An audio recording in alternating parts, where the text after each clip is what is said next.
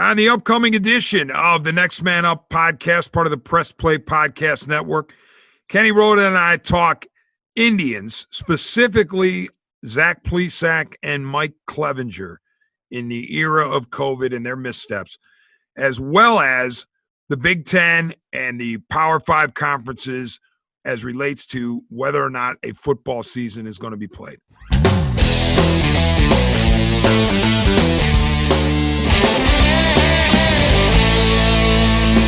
Welcome to the latest edition of the Next Man Up podcast, part of the Press Play Podcast Network, brought to you by producer, director extraordinaire Chase Smith. I'm Dennis Maniloff, co-hosting along with the great Kenny Rhoda. Roadman, before we get started, we have a celebration that we must impart to our man, Chase Smith. Chase, why don't you tell the audience why your smile is bigger than it's ever been? Yeah, 3 weeks ago, my wife and I gave birth to a little boy, our second kid. He's 3 weeks old, and he's doing great, man. So appreciate the shouts, D-Man. That is awesome. That, like we talked about before we started this podcast, greatest moment ever, man. Forget sports, forget anything else, man. When you bring somebody into this world that's a part of you and the love of your life like that, it's the best ever. That's awesome. Congrats Thanks, guys. Thank Chase you. And Chase's family. Wonderful news. All right. Well, unfortunately, we have to pivot from wonderful news to some bad news, Roadman, surrounding the Cleveland Indians. We wanted to be celebrating the return of Terry Francona tomorrow night to the dugout. He indeed is going to be in the dugout tomorrow night after missing 8 games because of a gastrointestinal issue. The problem is we can't celebrate it really, given that 2 of the Indians' rotation pieces, Zach Plesac and Mike Clevinger, are in quarantine. Now, why did that happen? Well, while the Indians were in Chicago over the weekend, Zach Plesac had finished his start, I believe it was on a Saturday night or Saturday afternoon, and he had broken protocol by going out. He got busted by either the Indians security detail or the MLB security detail in concert with the hotel. But in any event, he gets busted. So they immediately quarantine him or make sure he's separated from the team. Well, come to find out today that Mike Clevinger reportedly was with Plesac, or at the very least, he broke protocol. Whether it was with Plesac or not depends on the report, but the reports are that they were together. Bottom line, Indians released a statement today. They say that Clevinger just as guilty as Plesac. He's in quarantine as well. And the disconcerting part about Mike Clevinger is apparently he allowed himself to just play along as if he wasn't breaking protocol while Plesac was getting punished. And one of the things that he evidently did was board a plane to go from Chicago to Cleveland after the series. And if he did so, and we assume that he did, potentially could have put people in jeopardy, such as Carlos Carrasco, who's got a compromised immune system because of leukemia. So all that leads me to this, Roadman. Where do you stand? Where do you sit in the matters of Zach Plesac and Mike Clevinger? I shake my head, guys. I really do. That happened right after JT and I got done doing the Kenny and JT show on WHBC today. And I'm just sitting here thinking, are these guys really that selfish that they have to go out? What one night? I mean, one night is going to, we're all cooped up, right? We're all looking to do things we would normally do, but you really can't do that right now because of COVID and the possibilities of the effect that could have on you, but not just you, your family and your friends and everybody around you. And when you're in this baseball situation here and you agreed to play and there are team rules that are set up and you agreed to abide by those rules, because number one, they're team rules, and number two, for safety reasons, because what Dennis pointed out there, the high risk factor for Carlos Carrasco, who's still battling leukemia, still making, or I shouldn't say making, still taking medication on a regular basis. To me, that's as selfish as it gets right there, just to go out and have dinner and break team protocols and team rules. You know, Zach Plesac, he's young. He had family, I guess, that was close by, and they came in, so they went.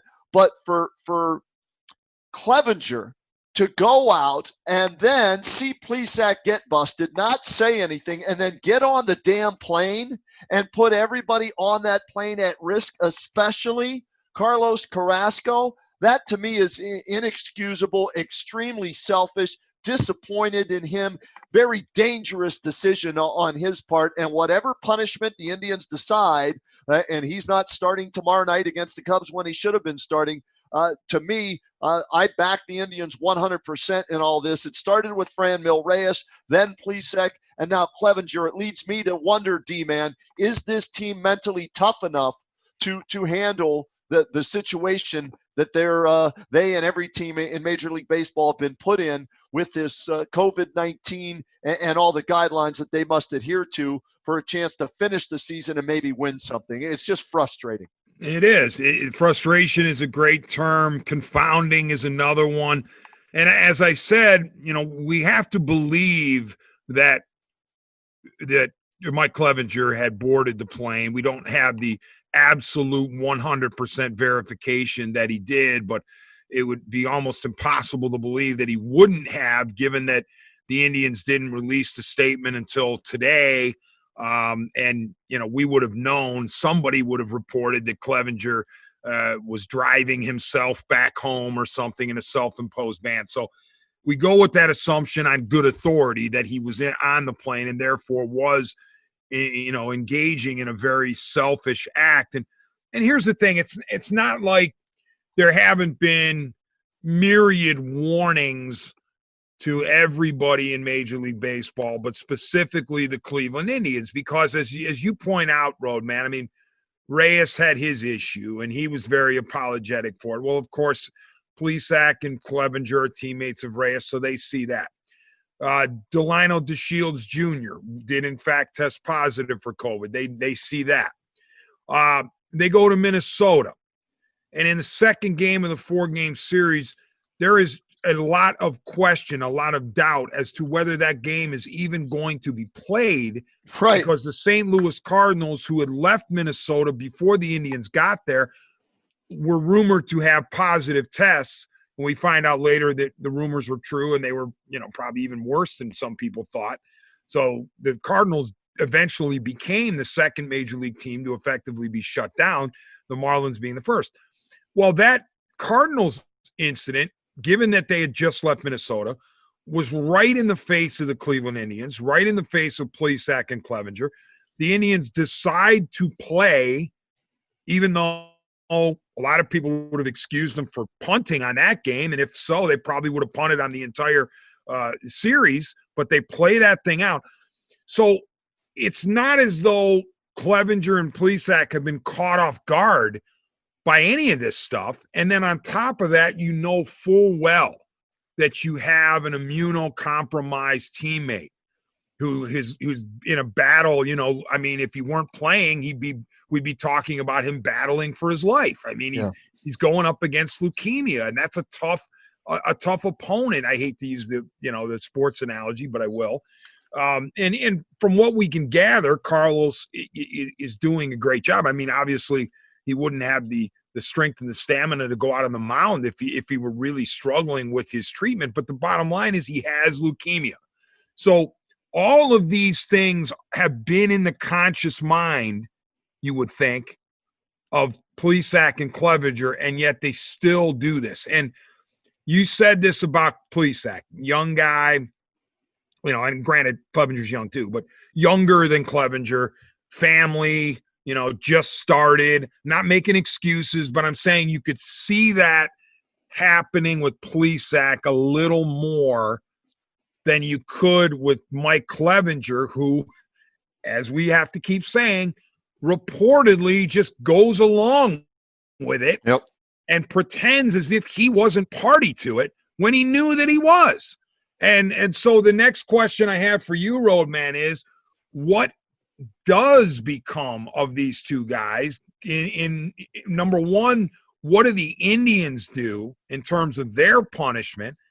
what does MLB do? Because I got to believe that Major League Baseball has the ability to suspend players for reckless disregard for the game or reckless disregard for their teammates vis-a-vis COVID-19. So, and then of course you have the players union involved, and are they, would they be sticking up for them in the event of an MLB imposed fine, or suspension?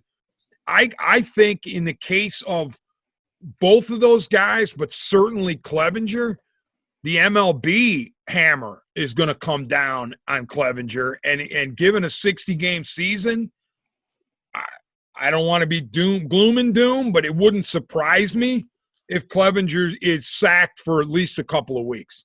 Well, here's the way I think it might come down. The fact that the Indians, reacted. Well, some say, well, why did it take them so long to find out about Clevinger if he was out with Plesac? Why was Plesac forced to, ride home in a car when Clevinger reportedly was able to get on the plane and fly back? I don't have an answer for that. But the fact that he is missing a start already tomorrow night, maybe that comes into play, and maybe it's a 5-day or a 5-game or an 8-game or 10 game. I'm not sure. Do the Indians handle this in-house, and that way Major League Baseball doesn't come in and get involved? Or do the Indians say, all right, we did this, now let's see what Major League Baseball does? I'll be curious to see tomorrow. Tito is going to manage again, as you mentioned.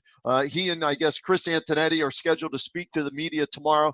I'll be curious to see how they answer these questions. I want to go back, though, to Carlos Carrasco, right? As you mentioned, leukemia, still battling it, still taking medication. Will have to probably for the next 2 years at least, right? This guy has put his life on the line for his teammates, knowing the possibilities that are out there with him having cancer and wanting to come back for his teammates to pitch for them and adhering to all the guidelines. And it wasn't just 2 of his teammates, DMan. It was 2 guys in the pitching rotation with him. Okay, we hear how close these 5 starters are and the competition that goes on between Plesac as well as Savali with Carrasco, Shane Bieber, and Mike Clevinger. And it's 2 out of those 5 that totally disregarded their teammate who has that illness and went out because they wanted to go out to a restaurant and be out on the town or just be away from the hotel because they couldn't handle it. Think what Carlos Carrasco's dealing with now, and what is he thinking today about his 2 teammates who did that? To me, whatever happens with the Indian suspension, I'm all behind it. Major League Baseball, if they do anything, I'm behind that. But what's this do to that inner locker room and that inner clubhouse about how close this team supposedly, was to each other? That's where my concern is. Yeah, and the other name that needs to be mentioned, we've mentioned him already, but in connection with potentially being compromised is Tito Francona, because we don't know exactly what that gastrointestinal issue is, but it can't be good if it sidelined a gamer like Terry Francona for 8 games. So there, another situation where Plesac and Clevinger know full well that their manager has a health issue and still went ahead with this stuff. So it is bad. And I was thinking while you were talking, Roadman, remember Rob Manfred in the wake of, was it the Marlins situation? Because I don't think he was blaming the Cardinals situation. The Cardinals, seemingly that came from the potential issues with the Minnesota visiting clubhouse. But the Marlins one, there were questions about whether they were reckless. And I remember, Manfred having that talk with union boss Tony Clark and saying, listen, we need to get all these guys on the same page. They have to be responsible or we're going to have to shut this whole thing down. And it wasn't like Manfred was engaging in the classic, owner versus player duels that led to the no collective bargaining agreement for this season. This was simply Manfred, I think, trying to be reasonable and Clark pretty much agreeing with them, where they said, look, we all have to be COVID conscious here. If we want to pull a season off, we can't have too many more instances like the Marlins situation. So with Manfred having put the players on extra high alert, and then you have this happen, that leads me to believe there is a possibility that the league can come in over the top and do what they want to do punishment-wise. So it's a very disappointing, as you said, frustrating, confounding situation for the Indians. I will say this. From what I was able to read and, checking Twitter, reading some stories by Zach Meisel and the like, Paul Hoynes, Joe Noga, those guys, I don't get the impression that the Cleveland Indians are win at all costs in this matter. And I actually appreciate that. In other words, I don't think they really care. It's not like they say, well, oh my gosh, this is Clevinger and Plesac. These are two really good pieces on our team. We got to make sure that somehow, some way, everything's okay. No, I think they're legitimately hacked off by this. And I wouldn't say they don't care about the welfare of the players, those two guys, but they're not worried about the punishment part of it. In other words, they're not saying, oh, if these guys miss X number of games, we might fall, 5 games back of the Twins or something like that. I'm actually appreciative that seemingly is not part of the equation. I hear you, and I agree with you 100%. I'm a germaphobe to begin with, so when all this started back in when we went to spring training in February, JT and I did, right? And this is when it was just starting to, come to fruition. People were talking about it. How dangerous is it? It's spreading. I'm on an airplane freaking out, with hearing these stories there and back. I'm around, players in the clubhouse who came from all different parts of the world to come to spring training in Arizona, right? I haven't had a COVID test. I've been thinking about getting one to see either if I had it or if I, do have it now. I don't know. I don't have the symptoms. I can still smell and taste everything. I haven't had a headache and all, but I had some flu-like symptoms back in early March. So, it made me wonder if maybe I picked up something on the airplane or when I was in spring training. And now with all the information that has come out, and we're going to get to the football thing with the Big Ten and some of the other conferences, the Mountain West and the MAC already shut down football for this year. We don't have enough information on this, and I would rather err on the side of caution than take a chance. I'm not that risky of a pro. I don't take as many risks as others do. And to me, more important, I love sports. I've made a living off of sports now for 30 plus years, and I'm a diehard. It's what I do. But to me, sports aren't as important as life itself. And to me, put health first, second, third, fourth, and fifth, and then everything follows that. So I applaud, like you do, the Indians for maybe taking this approach that they have. And Roadman, you mentioned the Big Ten, college football in a state of flux as we took the airwaves on a, Tuesday night here or Monday night? Monday night. Monday night. On a Monday night, August 10th. Still unclear as to what direction, at least the last time I checked, maybe Roadman's got an update on what direction the Big Ten is going to go. But we know already the Ivy League a while ago canceled fall sports, and then the MAC became the first FBS conference to cancel the football season, or they would maybe use the word postpone because they're thinking about the spring, which is a joke because there's no way they're playing spring football anywhere, anytime in the United States. You would certainly lose all of your pro prospects who, if you're even thinking about playing in the spring, because they're not going to put their bodies on the line in the spring and then have to line up for the draft and in the short season.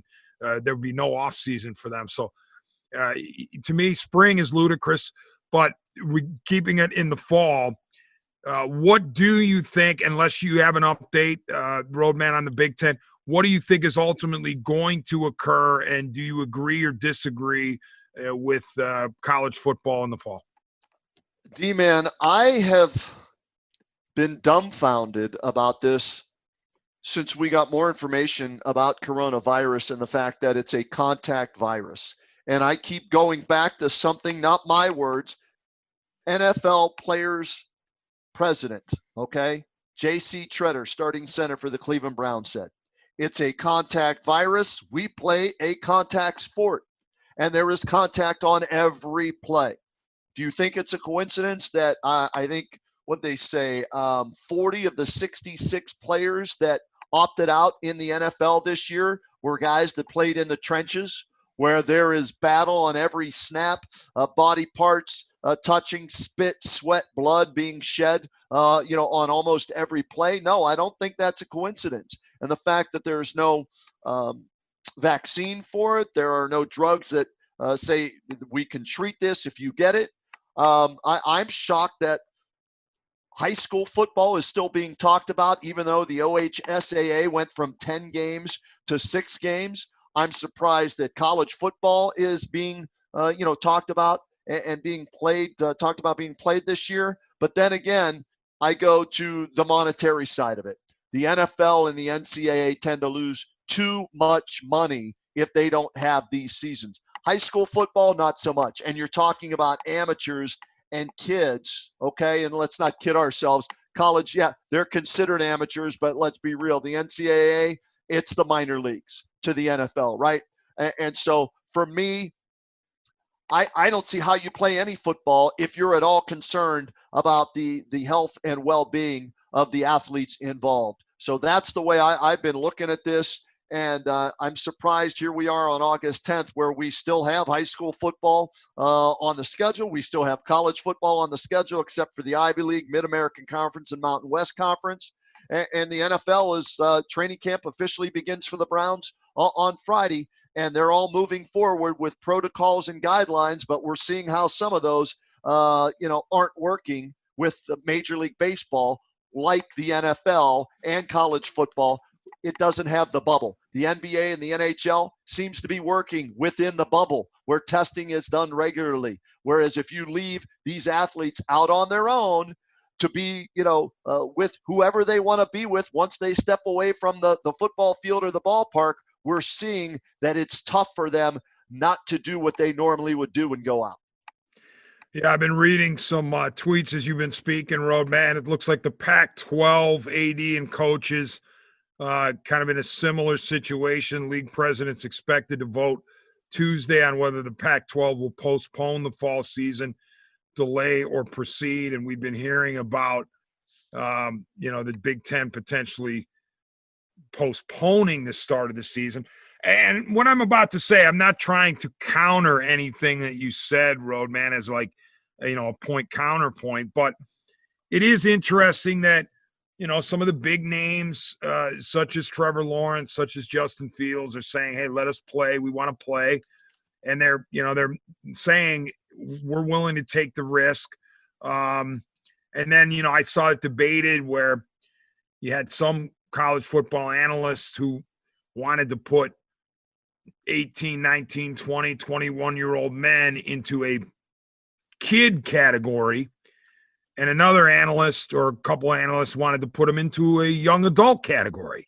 And if you put them in the kid category, then they don't have the right to determine for themselves whether they should put their bodies on the line. That the so-called parental group should come in over the top and tell them you need to do this for your own safety. The other side of it saying, well, these are young adults. They should be able to make their own decisions. Therefore, they don't need the parental people coming over the top telling them what they should or shouldn't do, what kind of risk they should or shouldn't take. So it is a fascinating push-pull. The other part of it is, I think that, like you said, the contact nature of football is something that you can't even replicate. I mean, you can't even try to say it's similar in baseball or even hockey or basketball. Football is almost unique in that way. And yet, when you think of the NFL, they had the opt-out deadline a couple of days ago. And the vast, vast, vast, vast, vast majority of players in the NFL did not opt out. And certainly that I can think of, none of the glamour guys, none of the stars opted out of this upcoming season if, in fact, it unfolds. Forget the term glamour real quick. Talk about the big dollar guys. Those are the guys who did not opt out. And that's I think the factor when you look at the 66 that did, these were guys that were backups or maybe battling for a starting spot or were practice squad guys last year. So they're getting a little bit of salary and they're keeping, their name for next year in the fold possibly. It's the big money guys who elected not to opt out at this point. That's true. And again, at the risk of saying point counterpoint with you, Roadman, to me, the big money guys would have the most ability to opt out because of the fact that they've made a lot of money to this point. I mean, most of the guys we're talking about have already banked a large amount of money that it's not like they just are starting the biggest contract of their careers. So you would think that if anybody's going to opt out, it's the star who has a lot of money and says it isn't worth the risk. One season is not worth the risk. I have enough money for 2 or 3 lifetimes. I don't need to put myself in this line of fire in this degree of risk. So I did find it interesting. Even JC Treader, a guy who we respect and know to be extremely bright. I would put him up against any brainiac in the NFL. I mean, he seems incredibly smart to me. He had sounded all the alarms and talked about all the warnings and everything else, but he didn't opt out. So if anybody on the Browns was going to opt out, it would be – what's that? He's staying at a hotel, though. Remember, his wife's pregnant, so he's staying away. He's not going home. Yeah. He's waiting to see how this all plays out. So he's not taking that chance of going home to his pregnant wife and possibly passing this along until he sees how things play out. And I think that's smart on his part. And I'm surprised more teams haven't done what the Saints have done, and that's offer for players to stay in a hotel during training camp. So they stay away from their family, their friends, their boys, and everything like that. That's a great point. Here's what I think might be happening. It's certainly in the case of the NFL. And while we like to say, okay, it's high school football on Friday, college football on Saturday, NFL on Sunday, the reality is those are 3 different entities entirely and 3 different ways they go about the sport. All 3 of those levels are different. High school football, college football, and pro football. But I wonder if, at least in the case of the NFL, they're looking and they have the benefit, as I said, the luckiest sport in America because the COVID hits in March when they're in the off season, they just finished their Super Bowl. They don't have to delay. They maybe delay a few things, a few days, but they have the Boku virtual draft. They can do all their off-season stuff while the rest of the country is ablaze and while other sports are reshuffling the deck and struggling to get going. And then hopefully they think by September, things will have calmed down a little bit.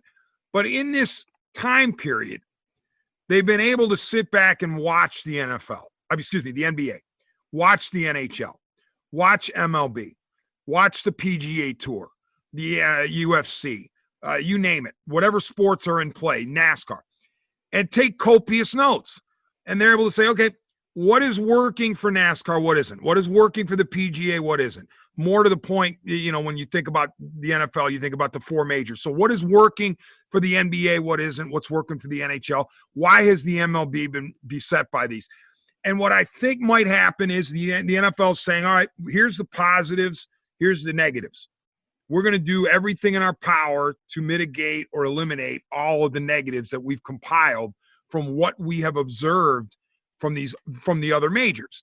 Meanwhile, we'll try to accentuate the positives. And maybe the NFL looks at it this way and says, the NBA believes that because it is in a bubble and it has 0 positive cases within that bubble, that there is no way that the virus can just suddenly appear out of thin air, that a player who doesn't have the virus inside the bubble is not going to transmit it to another player on the court because he was negative.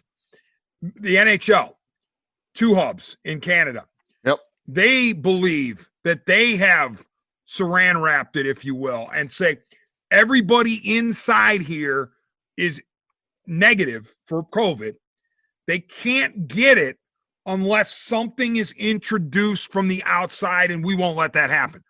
So the NFL says, well, we can't do a bubble like the NBA. We can't do a hub where it's just two cities, but maybe, just maybe, we can create 30 bubbles or hubs, and we can tightly wrap each one of those and make sure that those bubbles are never penetrated. And then when it comes time to hit the road, we absolutely legislate the heck out of the road trip, and we make it so airtight that it'll make your head spin. And maybe, just maybe, we can pull off a season by virtue of that. Meaning the NFL doesn't have to worry about the road trips that MLB does. They don't have to go to a city and stay there for multiple days if they so desire. They don't have to hopscotch from city to city as part of a trip. The NFL trips, there's only 8 of them, and they're generally in and out type trips. So that can negate a lot of the potential problems you have if you can clamp down on the individual sites around the NFL. I agree with some of what you're pointing out there, D-Man, but we're looking at how many guys on a roster? 80 during training camp, 60 maybe, to have extra bodies this year if that's what they end up, when the season starts. How many teams in the National Football League? What do we got? 30, 32, whatever it is, 32. In 32, right? So you're looking at over 2,500 players possibly with training camps underway. And then you're looking at 22 players on the field for every play. And what do we have? 125, 130, 140 plays every game. And as we're seeing with Zach Plesac, with Mike Clevinger, with Franmil Reyes, birthday celebrations, family and friends coming to see, you and everything. They can't come into the game, so we don't get to see you at the game. We got to go out after the game. Let's go and let's have dinner. So that's where you bring in the possibility of COVID being spread from, family members and friends outside, if you get my drift. I do. And I'm not saying it would be easy for the NFL by any means, because as you said, the numbers are not in their favor in terms of just sheer bodies. But they could say, well, we have a few advantages, or we have a few hurdles, fewer hurdles than maybe the MLB does. It's hard to imagine a better scenario. And I guess I'm knocking on, computer here. I pray it stays that way. The way the NFL has unfolded and the way the NHL has unfolded, those two with the bubble and the 2 hubs, right? They really believe they have locked it down to such an extent where it's not going to be penetrated. But as you point out, all it takes is one on a team to do something, as we saw with potentially with a Cardinal or a Marlin or an Indian or whoever. And yeah, one guy goes out, does something, or one guy has a transmission that maybe it's an accidental one. Maybe he didn't even try to break protocol, and somehow, some way, it happens where he gets it. And the next thing you know, he's breathing and slobbering all over another guy, and it can rip through a team in a matter of hours, I guess. So. What are the odds, D-Man, of 53 guys obeying the rules on every team, right? I mean, if that's because that's what the normal roster is, right? 53 and then 45 or 47 on game day or what? What are the odds that every one of those players on 32, all it takes is one player on each team, that's 32 players, and then it's that old, shampoo commercial. They tell 2 friends, and so on and so on and so on. Well, one guy gets it, he passes, and then it's 2, then it's 4, and so that's where my concern is with football. I think college football may have a better chance of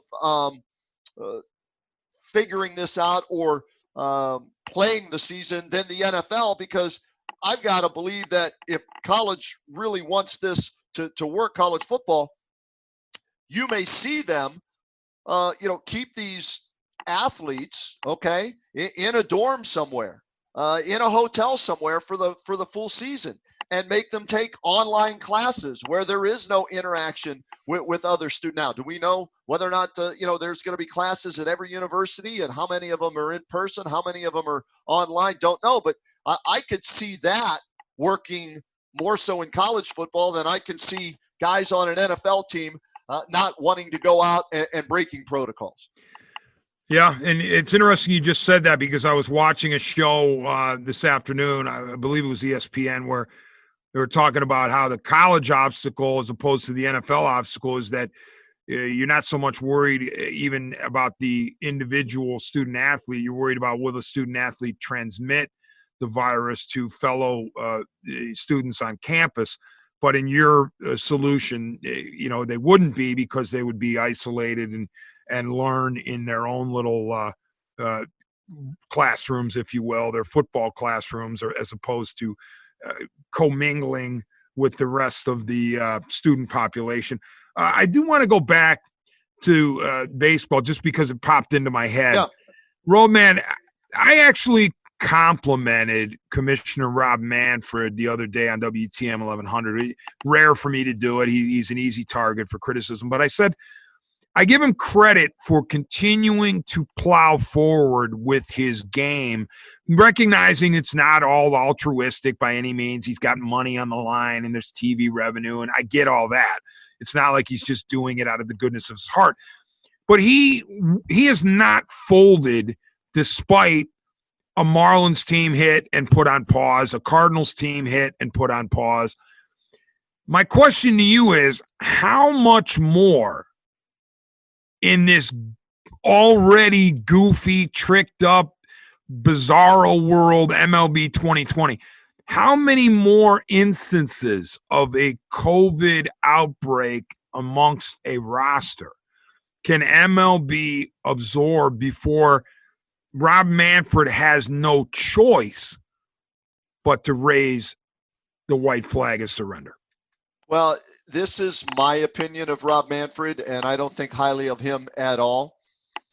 I don't think he will make that decision. He'll be told by the owners. He's a puppet for the owners. And we saw that through the Astros situation, the Red Sox situation, and how he handled the COVID-19 situation.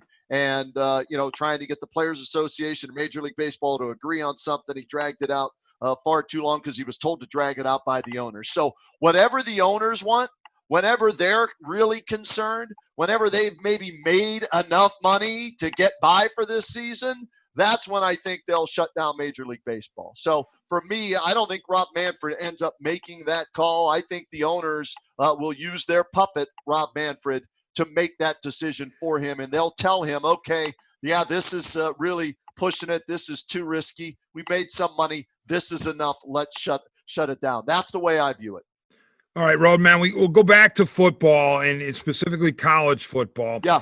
Is it possible that the Power 5 guys, and we know, as we said, the MAC folded up and said, no, we're not doing it. Maybe it's in the spring, but certainly not in the fall, not just football. But hey, before I forget, let me interject real quick. I want your thoughts on this, because my co-host JT asked me this question, and I trust your opinion in a big way on this, D-Man. And I meant to ask you this tonight.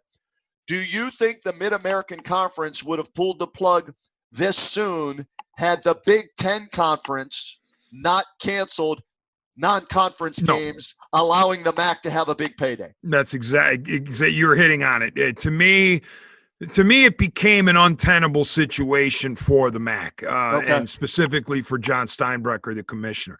And I'm not saying that I agree or disagree with the decision. I'm simply saying it was untenable for the MAC in that they looked at two things. Number one, the amount of money that it was going to take for them to check all of the protocol boxes across the conference was simply too much money to bear. But it could have been, it potentially could have been handled money-wise if the non-conference games hadn't been booted off the schedule. Right. So I think that absolutely was a stake it drove the stake into the ground and said, once the MAC realized those paydays were gone and those opportunities for those much needed opportunities for revenue had disappeared, then you're pretty much looking at it going, okay, how are we going to sustain it? So I don't blame the MAC for doing it. Because I don't blame the MAC for doing it, and because I think I know why they did it, right? I don't think it should serve as a template for the Power Fives. I don't think that the presidents of the individual universities of the teams in the Power Five should automatically say, you know what? The MAC did it, so we need to do it. No, I wouldn't use the MAC as the template, because even though it was the first FBS conference to cancel or postpone, it's small enough where you could say we're different than that. We have a different set of financial situations. We have a different set of rules, if you will. But what I wanted to ask you was, is it possible that the Power Fives, and as we've taken the air here with this podcast, we don't know exactly what's going down with any of these Power Fives. Is it possible that they were inclined very much to either, at the most drastic level, punt on the season, at least postpone it, but because of the grassroots uprising of the players themselves and the coaches, we want to play, we want to coach, are the hashtags. Right. Could that be the catalyst to force a reconsideration by the Power Five powers that be, where they say, you know what, we've gotten, I wouldn't say backlash, but we've gotten enough input from the actual people who are putting their lives on the line and who are not in the ivory towers, as it were, and they want to go. And they're saying, if you want to opt out, but we want to play. Can that be enough to change the minds of these powers that be in the Power Five? I think that would have a factor, or would be a factor, DMan, in it. But I also think this would be a factor. And JT and I discussed this today. The Big Ten. I think the Big Ten feels like, even though the SEC is the best conference in the country, DMan, okay, when it comes to talent, winning championships and all of that, I think the Big Ten thinks that they are the smartest and best overall conference in the country when you combine talent and the history and what they stand for, where they're at now, and the schools that are in the Big Ten, right? So I think when that vote supposedly was taken, allegedly was taken, where Dan Patrick on his radio show today and the Detroit Free Press said that the presidents in the Big Ten voted 12-2 to cancel the season, right? When that became public, I think the Big Ten, maybe they leaked it to throw it out there to see what the reaction was, to see if all of a sudden we get the Pac-12 to jump on with us and say, yes, we're with you, to get the Big 12 to jump on board with us and say, yes, we're with the Big 10. We agree this is too risky. We're not going to play in the fall. But when that went out there and the players responded the way they did, some of the schools inside the Big Ten responded saying, okay, if we don't play in the Big Ten, Nebraska, we're going to play, outside of the Big Ten. The SEC, in Florida saying they're going to, I think the Big Ten got a slap in the face thinking, whoa, we thought everybody'd be on board with us. Instead, everybody's against us. If we don't play and the four other Power Five conferences do, that's going to hurt us monetarily. That's going to hurt us in recruiting. And hell, we may lose some kids from our teams this year and they transfer and go to one of those other Power Five conferences. So I think it was out there. I think they truly want to cancel the season. But the way that got out there, the way it was discussed, and the talk that I'm hearing, I think tomorrow they're supposed to make some kind of announcement tomorrow, unless you get 3/5 of the Power Five conferences to say, no way, Jose. I'll be shocked if the Big Ten is the only conference to go through with this and say, we're not going to play this year. And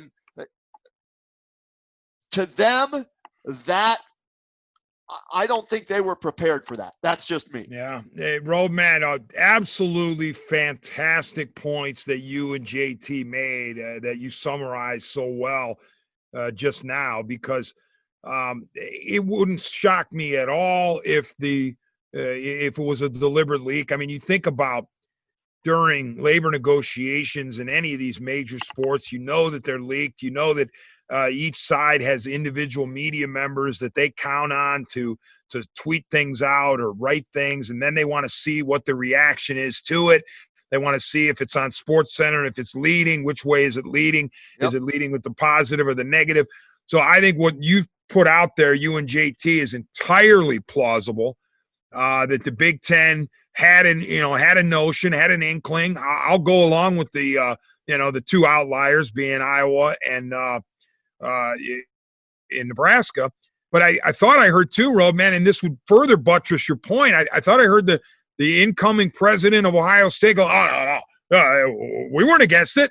I thought I heard that happening today. So all of a sudden, when the backlash comes in, or the response, let's say, not the backlash, but the response is so intensely in the other direction, so the one you were leaning toward, you got to sit back and go, okay, hold on a second here.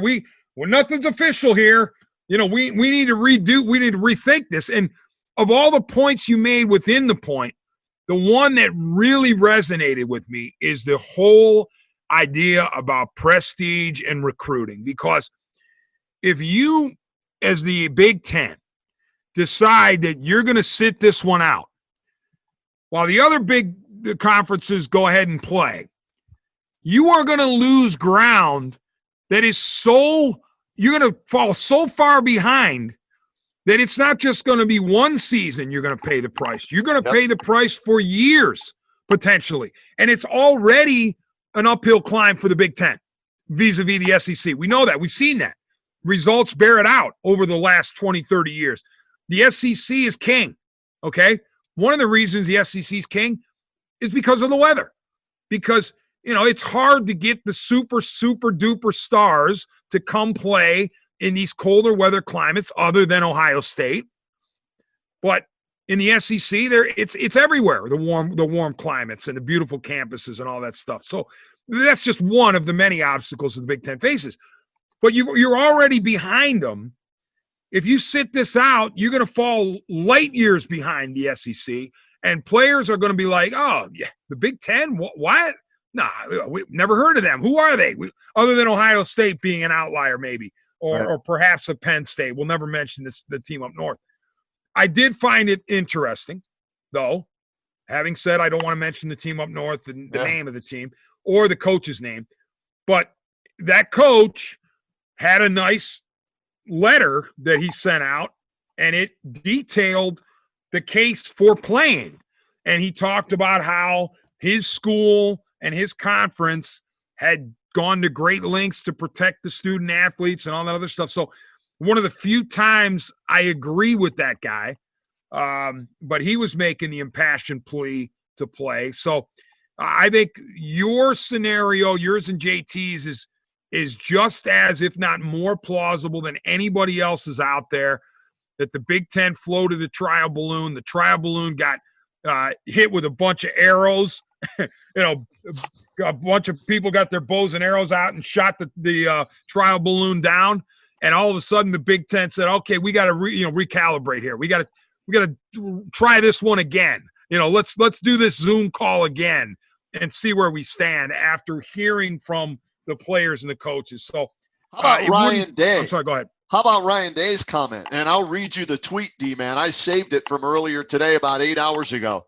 Swinging as hard as we possibly can right now for these players. This isn't over.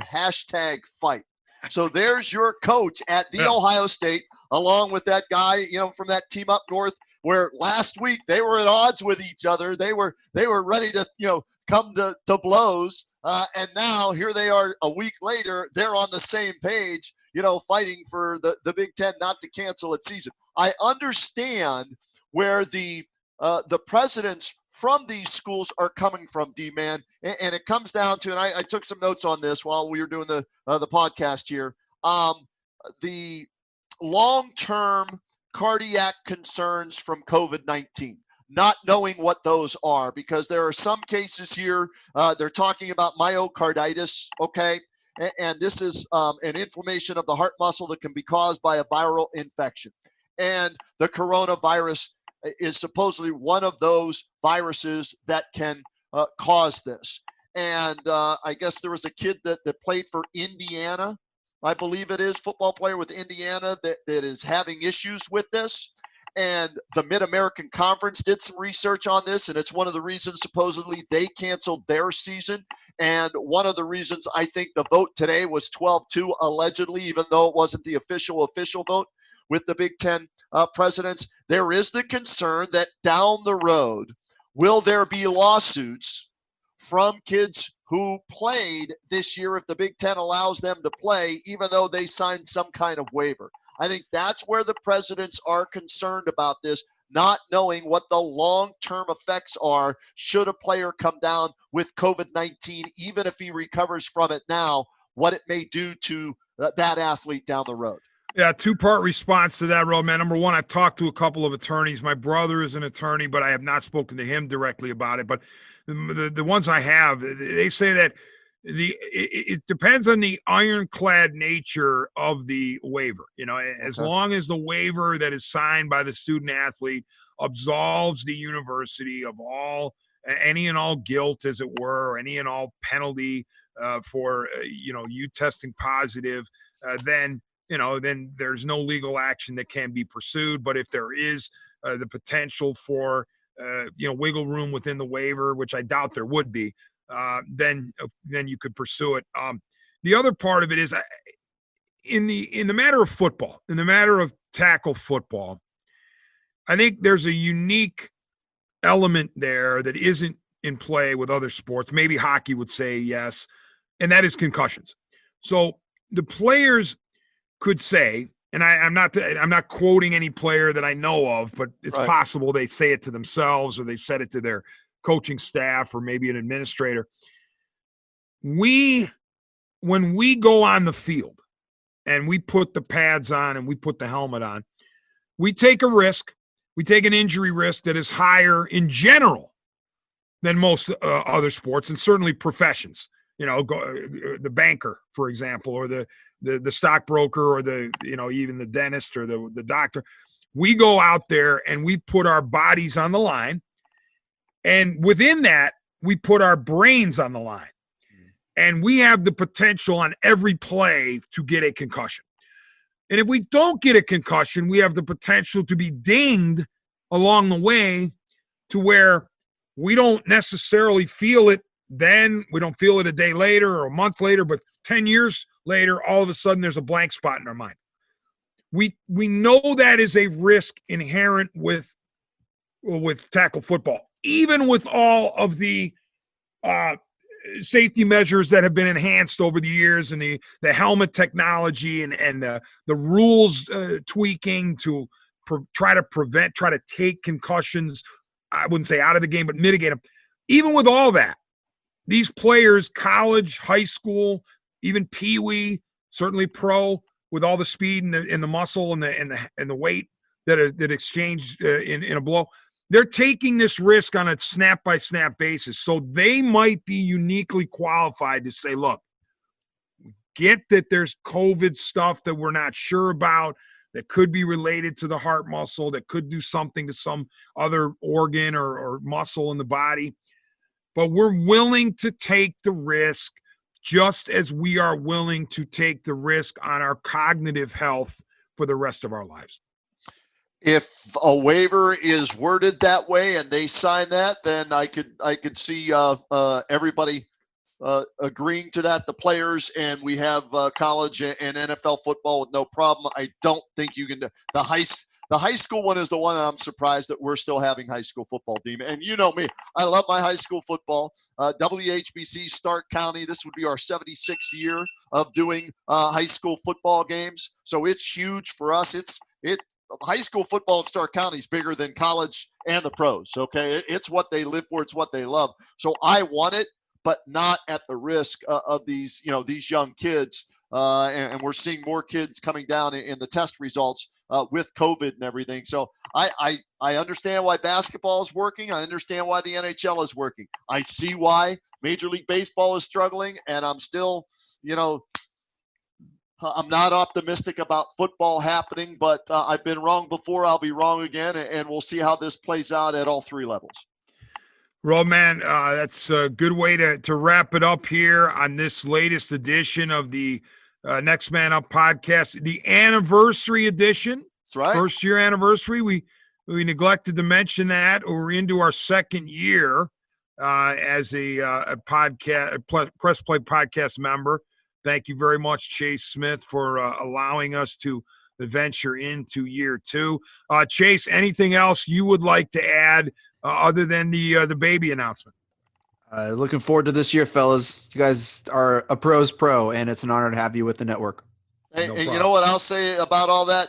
D-Man, he may have just had his second child, but he's got two adult children that he has to deal with on a regular basis, trying to get these podcasts set up and the editing work that he has to do. So he's really a father of four, not just two.